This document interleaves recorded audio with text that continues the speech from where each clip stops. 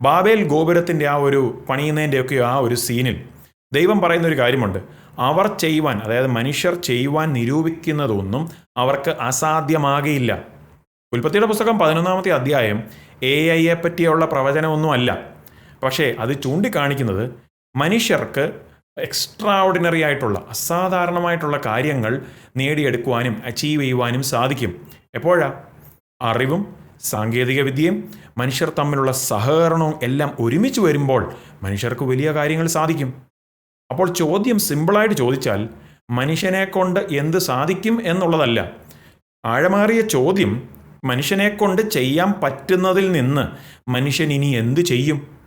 കാരണം സാങ്കേതിക വിദ്യ, ടെക്നോളജിക്കൊന്നും നമ്മുടെ നീതിയെ കൂട്ടുവാൻ സാധിക്കില്ല. ശക്തിയൊക്കെ കൂട്ടാം, പക്ഷേ റൈച്ചസ്നെസ്, നീതിയെ കൂട്ടുവാൻ സാധിക്കില്ല.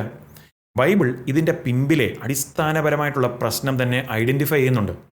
ഉൽപ്പത്തിയുടെ പുസ്തകം 6-ാം അധ്യായം 5-ാം വാക്യത്തിൽ പറയുന്നത്, ഭൂമിയിൽ മനുഷ്യൻ്റെ ദുഷ്ടത വലിയതെന്നും അവൻ്റെ ഹൃദയവിചാരങ്ങളുടെ നിരൂപണമൊക്കെയും എല്ലായ്പ്പോഴും ദോഷമുള്ളതത്രേ എന്നും യഹോവ കണ്ടു.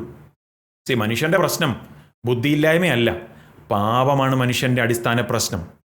ആൻഡ് എപ്പോഴാണോ ശക്തിയേറിയ ടെക്നോളജി, സാങ്കേതിക വിദ്യ പാപിയായിട്ടുള്ള മനുഷ്യൻ്റെ കരത്തിൽ വന്നു ചേരുമ്പോൾ അതേ സാങ്കേതിക വിദ്യ ഉപയോഗിച്ച് സൗഖ്യമാക്കുന്നതിന് പകരം മറ്റുള്ളവരുടെ നാശത്തിന് വേണ്ടിയും പ്രവർത്തിപ്പിക്കാം.